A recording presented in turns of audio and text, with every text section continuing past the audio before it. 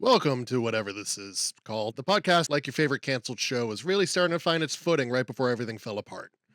I'm Scott Taylor, and this here is Mr. Steven Garcia. Steve, how you doing? Scott, I am rolling. How are you? You know, you can't take the sky from me, Steve. You can't take the sky from me. We've gathered here today to mourn and celebrate the TV shows that burned bright, baffled network execs, and vanished after just one season. Now, these weren't just cancellations. In some instances, they were crimes. Some were cult classics, some were misguided experiments, and some were just too good for the time slot they were given. Today, we're diving into the greatest one season wonders, the shows that got one shot and left a permanent mark. Steve, there's so many TV shows that are cut short. Sometimes even multiple seasons in didn't feel like enough time. But the ones at one season, what do you think's the criteria for gone too soon with these shows? Well, I think let's see. My list I did is that these were based on really popular movies and once they got on TV. And these are kind of so bad that they were good. And my list kind of represents the kind of so my number 5 is going to be they're so bad it's good, but I didn't really watch the whole episode because you can find a lot of these on YouTube. Just put that out there. Mhm. And so, yeah, I these are really bad, as opposed to ones that I really liked, and yeah. So that's kind of my list. How about you, Scott? How did you get this? I approached it trying to go through the Yeah. stuff that I saw at least once, and some of it, and going through the lists and trying to because you don't instinctively remember what was a one season show, right? You have to do a lot Right. of research, and doing that and watching trailers for some of these things, I was able to go, oh my god, I watched that and I love it. Like, it was so good. I don't remember really anything about it, but I remember watching that one season and being bummed that it was gone. Hmm. Yeah. There's the popular stuff that people know, and then there's the stuff that people don't really know. And we'll see which ones we come up with here, and see what people agree and disagree with. Oh, and also too, mine are based off of movies. I don't know if that was part of the criteria, but that's why I made mine was Mm. movies, and then they went to TV. I don't know if you did that. Maybe you just did one hit wonders. Or Yeah, what? this I just did one season wonder, so it's Okay. just one season. So I zagged a little bit, but they didn't last. A lot of these didn't last Mhm. past 13 episodes, 10 episodes. So yeah. So I'll kick it off with number 5 All here. right. Go for So it. my number 5 is the one I'm referencing when I said I watched a trailer and I go, yeah, I watched that. I remember that story. It's 4 Irish brothers, 1 dead body, and a guy named Joey Ice Cream narrating it all like he's doing community service for storytelling. It's from 2007. It's called The Black Donnellys. Uh, Oh, I remember that. and it came out. It was around the time of The Sopranos, right? When they were trying to kind of make Sopranos light shows for the networks. This one was a gritty crime family drama that wanted to be The Godfather by way of Rescue Me. Tommy Donnelly just wanted out, but blood is thicker than morality. It was canceled before the full arc could land, and the show had guts, but sometimes that's not enough. Yeah. There was no spin-offs. Thematic cousins are kind of Sons of Anarchy and Brotherhood. But it was created by Paul Haggis, who did Crash, and it was just about these Irish brothers. 3 of them are kind of in the scheme of things and kind of working, on the outskirts of society. And then the one good brother ends up stepping up and actually murdering someone. And then it's about him getting kind of sucked into their world too, even though he was And the one good one. what network was that? And what Man, you year? gotta ask me that. So this was in Oh, I'm sorry. 2007. How dare you? 2007. 2007. I think it was NBC. That's It what I was think it was one of the big 3. Yeah. It was one of the main channels, not Okay. Fox, but one of the main channels. Yeah. And yeah, I believe it was cut off after mid-season too. Like some reason I remember having to pull up a laptop back then and be able to pull up the NBC website and stream it from there to watch the last couple episodes, Yeah. because that was before you could Um, stream stuff on your television. Yeah. Yeah. You just froze for a second. Okay, you're good. You're good. All right, cool. That's a good one. I remember hearing about that. I never watched it, but Mhm. I heard about it. So my number 5 like I said, these are from movies, and then they try to make a TV show out of it. So my number 5 is coming in, Dirty Dancing. The movie came out in 87. This one comes out in 88. This one is, if you know the story of the movie, which is there's this girl named Baby, and she goes to the Ozarks, or not the Ozarks, the Catskills, sorry, for the summer in upstate New York. And it's in, I think, 60s. Well, this one is they go to Kellerman's, which is a resort. Max Kellerman runs it. Well, in the TV show, it's about Max Kellerman's daughter that comes to visit and runs into Johnny and all the dancers. And it was a drama, 5 minutes long. Is it available on YouTube? Yes, you can go on YouTube and check out. I don't know about the whole season, but I know there's a lot of episodes. Came out in 88. The star of the show, who played the daughter, was Melora Hardin, which is, everybody knows is from Jan Levinson from The Office. And Soul Man fame. Yeah. She probably leaves that off of her resume now. And she was also on Different Strokes too. Had a little dancing scene with one of the kids. I can't remember the name, but yeah. And then they had McLean Stevenson from MASH as Max Kellerman. And I guess the thing was that it's just kind of the ins and outs of this resort during a specific summer. Again, I didn't watch the whole episode. It wasn't really that compelling. It was on NBC. It wasn't part of must-see TV. I can tell you that.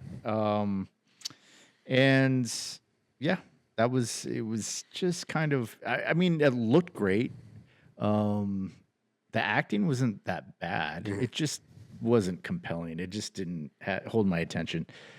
Yeah, so that's my number 5. Dirty Dancing, 1988 TV version. I had no idea they even made one. Yeah. They made 2. Another one, let me just add, came out in 2017 as one of those live musicals that they were putting on. Horrible. Horrible. Just watching a scene, had secondhand embarrassment and just couldn't watch it anymore. Sometimes just leave it alone, people. Just leave it alone. Exactly. So yeah, that's number 5. What do you got? What you got? So for number 4, I'm going with MTV, 1994. What is it? MTV in 1994. All right. Okay. So, I'll just say name Jordan Catalano, My So-Called Life. Oh, so you got Claire Danes defining the word angst. It was just teenage 90s angst. Like, you want flannel music, this is flannel TV. It's a brutally honest teen drama. It didn't pander. It wasn't like Degrassi where you had a clean resolution by the end of the episode. Things just it was okay for them to sit and linger and not be resolved. There was no tie-in to anything else, but that launched Claire Danes into Romeo and Juliet and Homeland. And it's connected culturally to like Dawson's Creek and all those teen dramas that followed after this. It was kind of the first one that was really aimed at teens during the 90s that was like, this is your real life, and this is showing what your real life is like versus just a Hollywood your life. Yeah. Yeah. That's a good one. I thought that only had one season. Didn't it have multiple seasons? No, My So-Called Life was one season. Wow. Yeah. Jared Leto, right, was in that one? Yeah, he was Jordan Catalano. Yeah, Claire Danes, I believe her best friend in it was gay, and so that was kind of a big deal to have a recurring gay character in 94, right? That was on the earlier side of stuff like that happening on TV. And yeah, it was, and Buffalo Tom, my favorite band, present, singing, late at night there, in one of the famous episodes, famous to me at least, because it's such a great band. So my number 4 is this is 3 and 4 can kind of just go because these both are kind of meh. But I'll just do what I see here. Okay, Working Girl, which was a romantic comedy in 1988 with Harrison Ford, Sigourney Weaver, and Melanie Griffith. And it was just about this secretary, Melanie Griffith, who wanted to kind of climb the corporate ladder. And, a bunch of hijinks ensues, and she falls in love with Harrison Ford. And just a rom-com. But it was in New York. It was in the late 80s. So this one comes out in, let's see, what year does this one come out? I think it came out in 89, I want to say. Because Working Girl came out, so for the 88, 89 season, I think that's what it was. Sandra Bullock stars in this one. And George Newbern, who you might know from Father of the Boy, the son-in-law and Father of the Bride. And He was the college kid in Adventures in Babysitting for the Adventures in Babysitting crowd that we're hopefully getting geared towards. He was in this. He plays the Harrison Ford character. Sandra Bullock plays the Melanie Griffith character. I saw this a lot back in the day, back in the 90s, where the people delivering the lines, Sandra Bullock will deliver her lines and laugh along with the laugh track. I saw a couple people do that. I saw Dharma and Greg. I saw a couple episodes where she did that. Caroline in the City, do you remember that TV show? Caroline Ray. Yeah. No. It Was it Caroline Ray? Was that her name? No, it was the girl from Back to the Future, the mom. What was her name? Lorraine. I forget her name. Anyways, she was Caroline in the City. She was a cartoonist, and she lived in the city. But she would do that too. She would say her lines and then laugh along with the. So I don't know, something I don't really like. But anyways, yeah, Working Girl. It was horrible. I didn't really get it. It just seems hollow. It only lasted, I think, 6 episodes. And I think all 6 are on YouTube. If you want to give it a shot, maybe you'll like it. But yeah, I think after this, Sandra Bullock goes on to bigger, better things. You can see definitely she's really good in it in terms of she's delivering what she has to. Mm-hmm. And there's a lot of people that can't even do that. So she's really good in it. She's funny, but the rest, yeah. So Working Girl. What do you got? Do you watch any Bob's Burgers? I did the first season, and then I haven't seen much since. So it's one of my go to bed shows, my comfort places. And you made me think of there's one episode where the school is going to put on a musical, but they decided that they're going to let the kids write their own musical, and so they pitch them. And Gene pitches Die Hard the musical, which is right up his wheelhouse because he loves playing music and writing music. And a girl in his class with her dad, that's a professional, advertiser, music jingle guy, she pitches Working Girl the musical. Oh, what? So hilarity ensues, and they end up merging the two at the end into one play. It's pretty funny. Go watch that episode. You can watch the whole episode and not know anything else about Bob's Burgers. Cool. That made me think of that. All right. So for my number 3, I've gone to 2012, and I'm going to go with the show from Bad Robot that did Lost and Fringe. This only got 1 season, so they didn't get to finish any of their mysteries like what they did with those shows. This is Alcatraz, starring Hurley from Lost. That was the lead in it. And it was convicts and guards from 1963 reappearing in modern day San Francisco, and they'd commit new crimes. And so they're trying to figure out, it sounds crazy, right? It sounds like a fever dream. And so they never got to the point where it paid off. Like you figured out or were told where they were coming from and how they were coming from. Like it never worked its way out because it was only 1 season. But it had all the lore of like Lost and Fringe. But it was very specific to San Francisco, and they'd reappear and be like, this person, we've got fingerprints, but they've been dead since 1963. Wow. So it was really, really interesting story. And it felt a little bit like Monster of the Week, right? But it did have an overarching storyline, and I would have loved to have seen more seasons of that. That is trippy. I don't know if I even heard of that. What year did you say? That was 2012. Wow. Yeah. I don't remember that at all. Yeah. You figure J.J. Abrams, they would have, let it breathe a little bit more and sometimes go, okay, great, we'll give you a great second season or something like that. Nope, they didn't. Side note, did you like Fringe? I love Fringe. Fringe was great. Yeah, me too. Fringe was I didn't like show. The last season though. I did not like the last season. I loved it all up until then. A lot of shows have problems sticking the landing, right? Yeah. That last season, especially when they know like, okay, this is going to be our last season. We have to wrap it all up. Yeah. They just can't stick the landing. Okay. The best you can hope for is like a 7 out of 10 for last season. Sure. I mean, I give it a 5. I think it was just average. Mm-hmm. It just packed so much and it time jumped so much that I just, Anyways, okay. I'm going to go my number 3. It was such a loved movie. It was plagued by a big controversy, having the star die during the last part of filming. And even the movie had subsequent sequels that, if you're a fan, then maybe you know better than I do, but it just varying degrees of success. They tried to make a TV show out of it with Mark Dacascos. I don't know how to say his name, but you've seen him. If you see him, then you'll be, oh yeah, I know that guy. But this is The Crow, Stairway to Heaven, 1998. Came out on the Sci-Fi Network. And uh, sci-fi back then. I mean, to watch the sci-fi thing based in '98, you think, that looks Hmm. so low budge.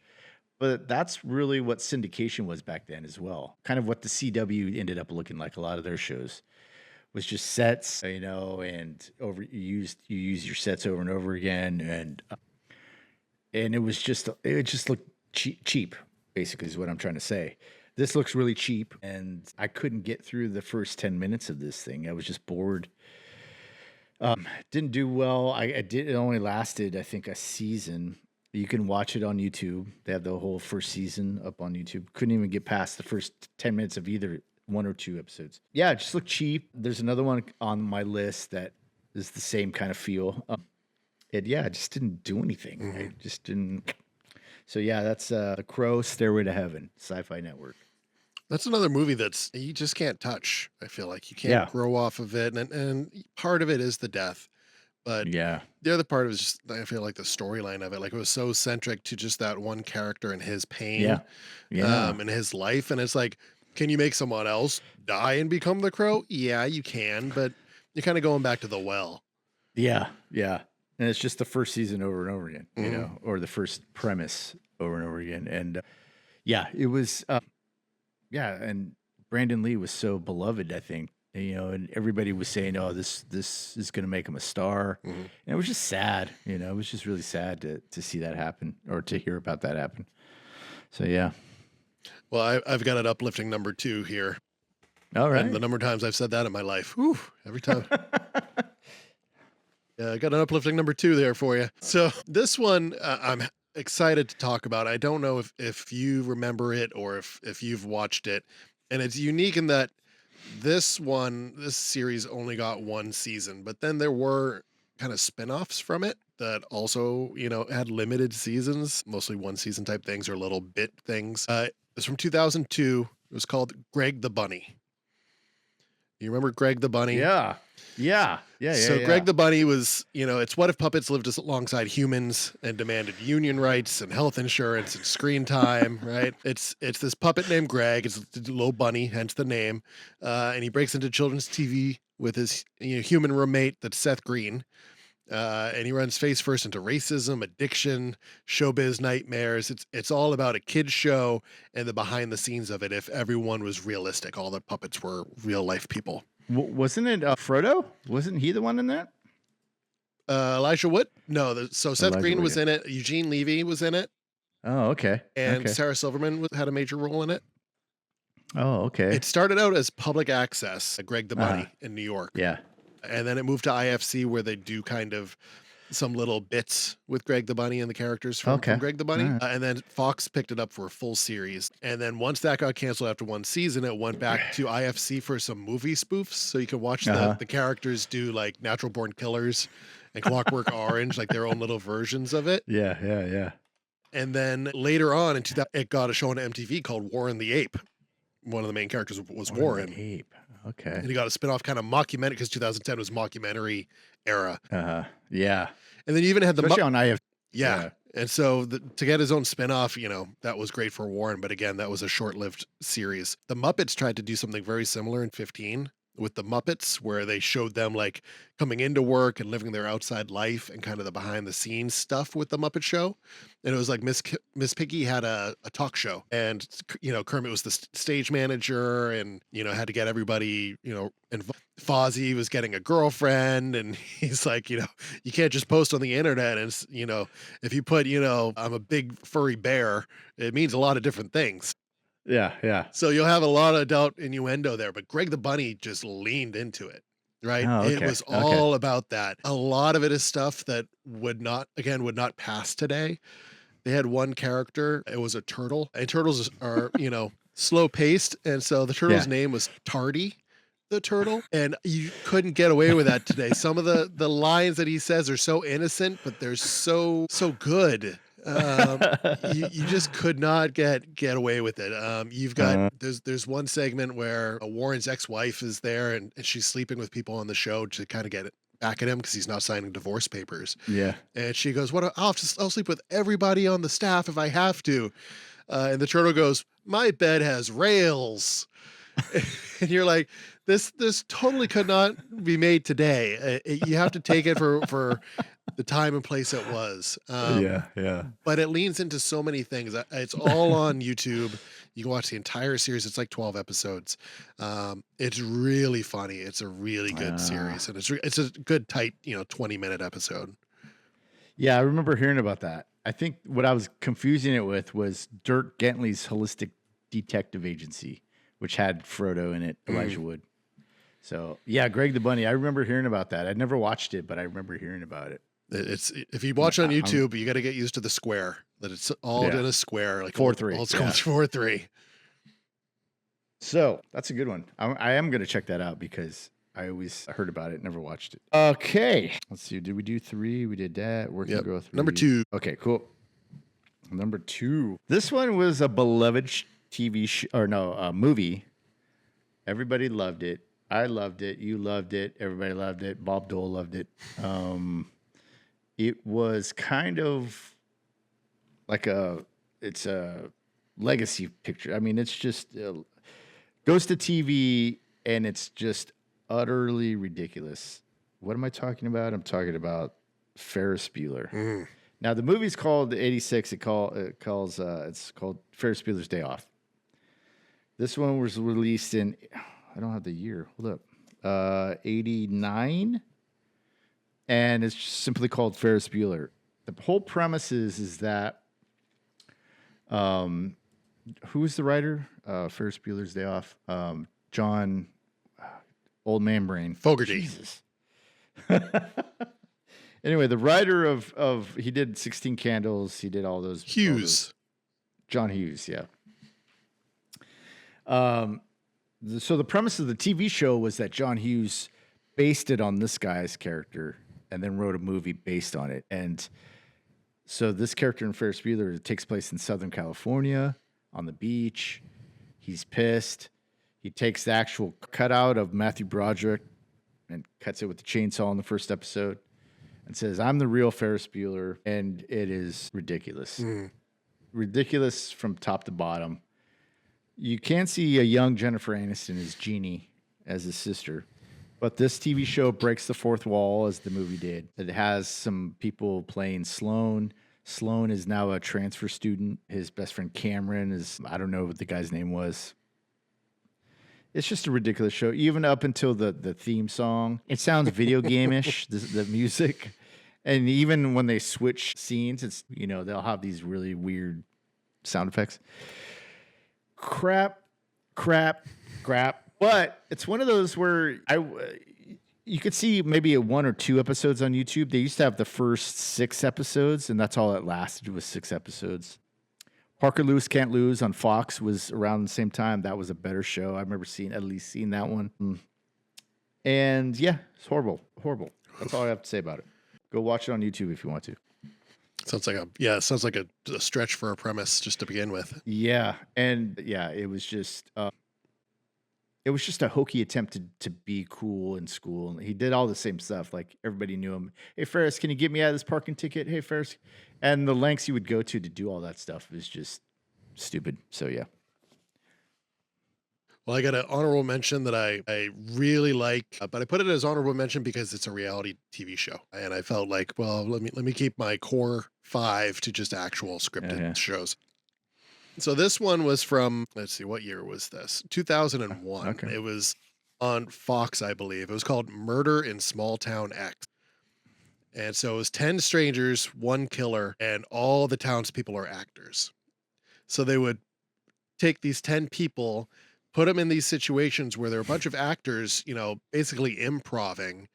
And it was like a murder mystery type show where they go around like asking questions and, of the people that lived in the town and the different locations. It was like reality TV meets a mystery dinner theater. Yeah. Right? Yeah, definitely. There's a scripted murder, but you investigate all the people that are around. It's like if Knives Out hired a cast of Survivor contestants, and it was really good. It was really intriguing. At the end of every episode, there were like 2 people.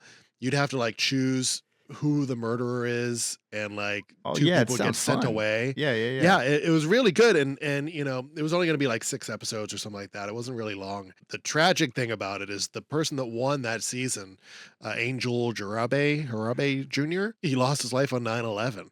Oh, So this show was airing that, you know, and he lost his life, the winner of it. So I don't know if that stopped them from moving forward with it, because that would be kind of hard to overcome at that point. yeah. But it was a really good show. It reminded me of an old in the 90s. They tried to do what the movie The Game did, which Oh is yeah, merge video games and real life. yeah. And they had a video game called Majestic, and you could pay to play it online, but you would put in your phone number, your fax machine if you had one back then, and your email address, and even your AOL, you know, AIM account. And at certain points, they would contact you through those methods. So you would get a phone call, and it'd be like, "Oh my god," it's just a recording of something. Like, "Oh my god, I can't believe, thank you. You know, they're shutting the whole place down here. The code is so and so." And then you go online and you know, research this website and try to find this fake company and stuff. Oh wow. It felt a little bit like Murder in Small Town X, because it felt more realistic that Yeah. you were actually watching something that Yeah. really happened. Yeah, yeah. Well, the reason I was kind of squinty or whatever, it sounds fun, like Murder in Small Town X, but it would just be really hard. I feel like it would just have been really hard to control stuff. I don't know, but I'd have to see it. Is it available to watch anywhere? I don't know if you can find on YouTube or anywhere No, okay. anymore. You might be able to find, you know, at least a little bit or some summaries of it on there that'll show you some footage. Okay. It Wow. was one of those reality shows that you watch and you're like, I would have watched more of this. Yeah. You know, it's definitely adding in the, you know, the actors and improving there, and kind of, you know, them playing a character and having to only say certain things if you said something certain to them, you know, like Yeah. if you asked a specific question, they had a Right. specific answer to give you. But other than that, they were just in character. Yeah, that's what I mean is like, what if what if the person that's playing the detective is like really dumb? You know, they'd have to really interview these people to be like, how smart are like They did what do you something do? similar. Did you watch the one with Conan O'Brien and what's his name? Conan was just a guest on it. They had multiple guests and he was one of them. Who's the voice? Will Arnett. Will Right. Arnett on Netflix, I think it was. Had a show where it was all improv and there was like a murder every episode, and he'd get a celebrity to come in and he was the detective. Uh-huh. You know, they had a backstory and stuff, and he'd be trying to lead them to answer the right questions. And then at the end, the celebrity had to make the pick. If you haven't Yeah. watched those are really good on Netflix. What's the name of that one? Will Oh, Arnett. man. Yeah, it's called Will Arnett Detective Okay. Show. We can just look it up on Google. Detective Show. It was called Murderville. Murderville. Okay. Yeah, Murderville. One full season in 2022. Wow, I never heard of that one either. Yeah, they you know, Conan O'Brien was a great guest on there. Who else did he have there? I think he had Kumail Nanjiani, I think, was a guest. Yeah, there were some, let's see, Conan, Marshawn Lynch, Sharon Stone, Ken Jeong, Jason wow. Bateman, Pete Davidson was a special guest on one of them. Yeah, it was really fun and kind of in the same light where you had someone trying to figure out the murder mystery, Yeah. but Yeah. you know, in being the only real person in the situation. Fuck, I gotta check those out. Okay. Well, my honorable mention I just added because I had it before, but it didn't fit the criteria in the other ones, so I just kind of kicked it out. But I forgot I could maybe do it as an honorable mention. This was not one from a movie. This one was. Let me. I just have to add one little detail here. This was kind of my favorite TV show. It came out in '82. Let's see. Oh gosh, here we go. And it's a TV show, yeah, 82. It had 13 or 20 episodes from 82 to 83. Stars John Eric Hexum and Mino Palouse, which was Punky Brewster's older brother. And it's called Voyagers. And wait, I got to get back to you. Hold up. Okay, so it's called Voyagers. And the show was this. The premise was that in the future, there's these kind of like I guess time cops. Oh, I guess I missed that one. Anyways, time cops, but they dress like pirates. You know, they had the beige kind of pants with the black boots. They had the Han Solo shirt with like a tan vest and a little red scarf that hung out on the side. And they had these little time watches called the Omni. And what happened is that they would go to a time, and if it was red light blinking, they had to figure out what was wrong. And then they would go to each episode was like, one episode was the Civil War, and and they land, and Phineas Bogg, that was John Eric Hexum. Bogg, where are we? He's like, we're in the South, something, whatever the dates are, I don't know. And he goes, we have a red light, beep, beep, beep. And so they get captured by these Confederate soldiers, and they get thrown into this detention camp, and they get thrown in this jail with Abraham Lincoln. And so they're like, oh, Bogg. And the little kid was the history nut, and the guy that was the time thing wasn't too good with history. So they had the kid who go, this is supposed to be the month that Abraham Lincoln gives his Gettysburg Address and free whatever. So we have to get him back on, and it was just things like that. There was one with the Wright brothers. They had to make sure that they finished their invention, and just things like that. It was a great show. I loved it. Only lasted one season. The sad thing about it is that about 2 years later, 2 or 3 years later, I think it was 2, John Eric Hexum got into this other CBS show. It was about thieves, like high-end thieves. And on the set, he had a prop gun that fired blanks, but he didn't know how blanks worked. He just thought they just made the sound. So he kind of put it to his temple and said, "Oh, I wonder if there's one for me." And he, pulled the trigger, and it was like, and they had to rush him to the hospital, and he ended up dying. But he was a great actor in terms of TV actor. He had the looks. He had these like blue eyes and this curly hair. All the girls loved him. He was like on all the TV shows and everything. And yeah, it was just sad. He just had a lot of potential. And if you go back to YouTube, I don't know if you can see him on YouTube, but you can hear, he had a radio voice. He had a really deep voice. And you can hear when he was in college, he did all these radio station like shows. And he did a lot of bumpers, and coming up, it's 2:45 a.m. and you can hear all that. They have recordings of him doing that. But John Eric Hexum, yeah. So that's my honorable mention. What do you got? Well, that would have led to a Quantum Leap then, right? And then Sliders after that. For some reason, I guess I skipped it. I had Time Cop on here as my number 3, so I skipped that one. But Time Cop was a movie, same thing, although Time Cop was same idea, but just different execution. Yeah. Yeah, definitely. It was a great show. It was for kids, I think, too. So when we did special episodes, we didn't touch Quantum Leap at all. No, I mean, Quantum Leap, every episode was a special episode. Yeah, that's true, huh? He was always in just social situations. He was the black player in a baseball league back in the 60s or 50s or 60s. And then he was the special needs person in one. And when he just closes the closet door and sees himself in the mirror. Yeah. Yeah. It was just every episode was special. Yeah. It was a very special episode there. Well, for my number 1, as much as you say, I go deep dive on things, this is as surface level as it comes. And I have to throw this out there as my number 1. What if cowboys flew spaceships, swore in Mandarin, and made you fall in love right before being canceled? It's 2002. It's Firefly. Yes. Joss Whedon's space western hybrid. It's funny, it's sharp, it's heartfelt. The acting's great in it. The ship was held together with duct tape and dream logic, and we were all in for it. Preceded by nothing, right? This was just it started off with this show, but afterwards they made the film Serenity, right? Yeah. They gave a feature film to try to tie it a little bit together. And then I had comics. I guess some graphic novels back on the shelf of different comics. That was something that started up in the 2000s when shows started to end. They were like, we could just pick these up as comics. Like, it's the same type of crowd that would like this. So Buffy went on in the comics and had some actual seasonal arcs in the comics. Same thing with Firefly. You had some extra story there. But when it was canceled, it was a big deal. I think Nathan Fillion has said, if you ever see me in a coffee shop and you want to say to me, oh, I love Firefly, I can't believe it got canceled. He's like, just walk up and just go, Captain. And I'll know exactly what you meant. That's all you got to say, and we'll have had that conversation together. A lot of people just loved it.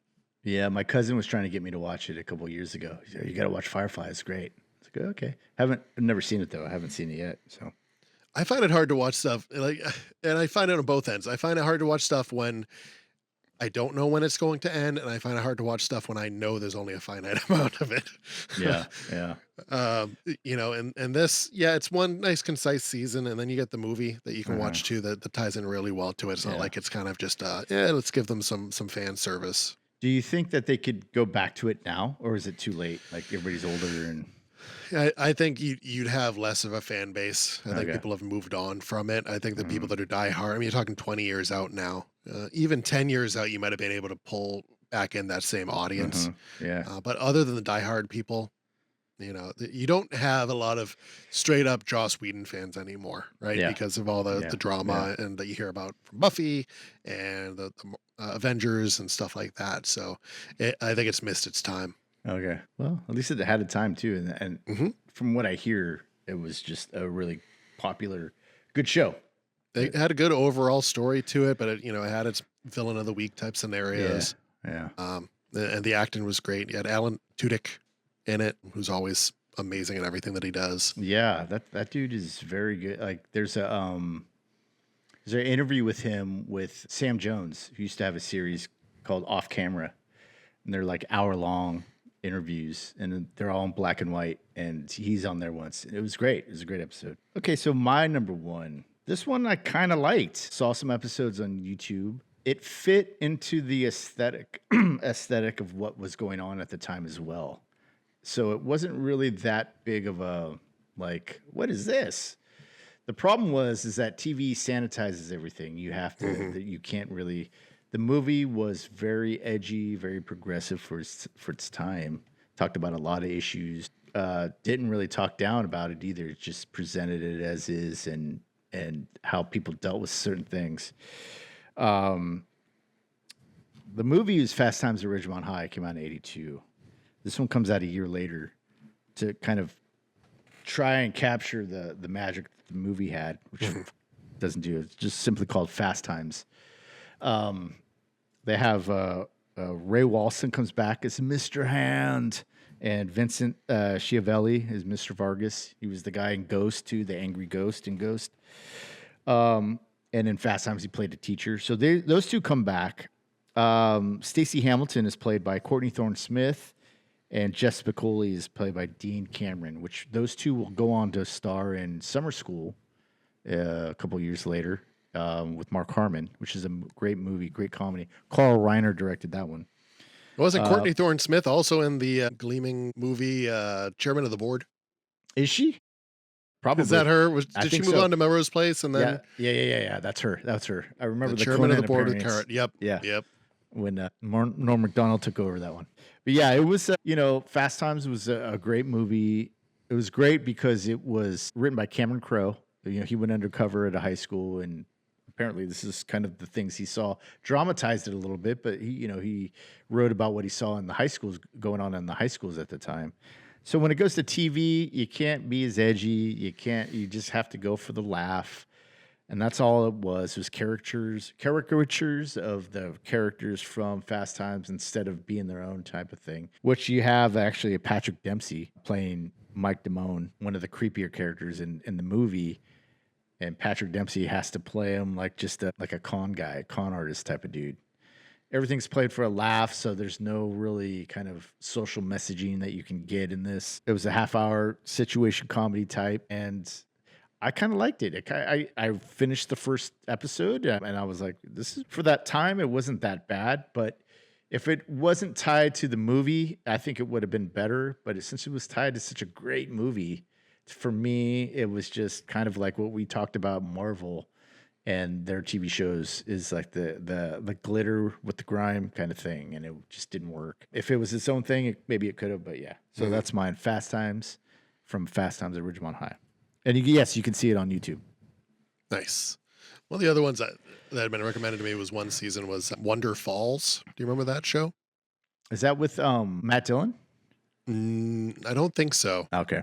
This was about a young woman working at a Niagara Falls themed gift shop right on Niagara Falls, and Yeah.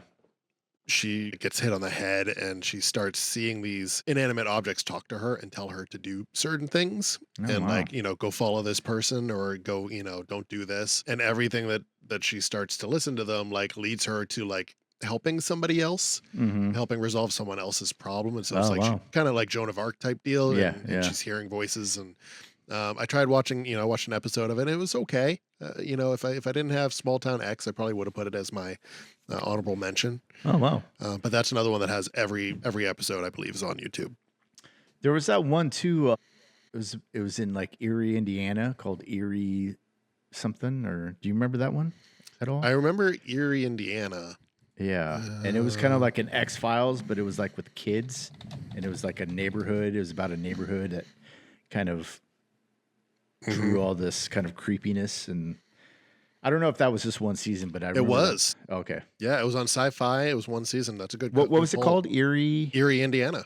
Okay. Yeah, it's just based on the town there. Yeah, that was. I heard about that one. I don't think I've ever seen one, but I remember watching a video on YouTube about it and how why it was only one episode. But Yeah, that was 1991, and it had like it ran for 19 episodes. So that's pretty solid run. yeah. Cool, man. That's when you would have Sci-Fi and those cable channels that would be able to do that. Yeah. And put on those shows where it's like, yeah, let's just do our own thing. Well, that was the thing with Time Cop. I don't know why I just went over it, but Time Cop was in '97 from the movie with Jean-Claude Van Damme. It was on the Sci-Fi Network, and it was again Melora Hardin and Ron Livingston had guest starred on an episode of this one. Just about a time cop, about a cop in the future. It's an agency, and they go back in time. And the first episode was about Jack the Ripper.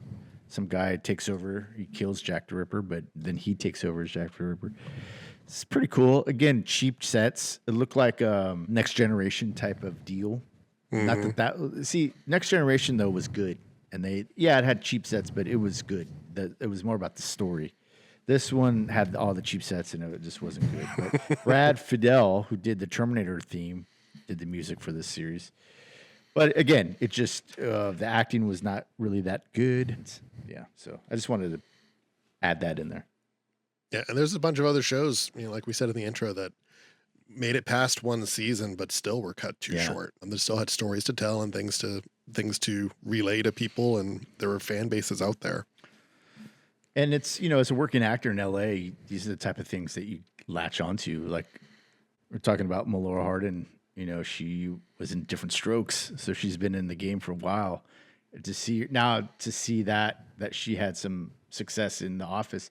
I'm sure she had little bit parts too that she was successful in too that I don't know about, but just to keep going like that's a testament to her kind of determination to kind of take it. And that's what you have to do. You have to be in shows like this to kind of just get your name out, because even with the Ferris Bueller one, you had Jennifer Aniston, and I'm sure she was just like, oh man, I'm in another failed TV show. But then I think another couple, she was probably in Friends, and just keep at it, keep doing it, and you got it. But so we're not. I'm certainly not putting these down as everybody's horrible, but it was just one of those things that just didn't work.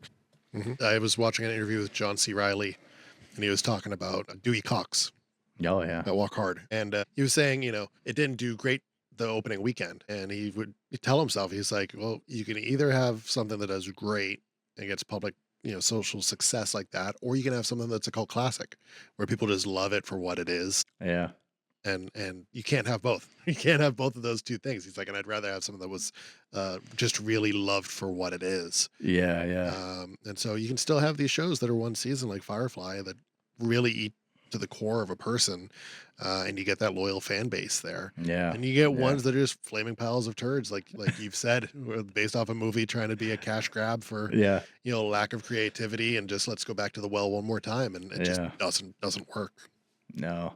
And again, it's just one of those things that it seemed like back in the 80s it seemed like a little more of kind of, what's the word? I don't know. There was a lot of them, there was almost, because you had, what they call them now, pilot season, where the actors and they go, and there's just a cattle call of actors. You go audition, and then they go, all right, we want you for this over here, this over here.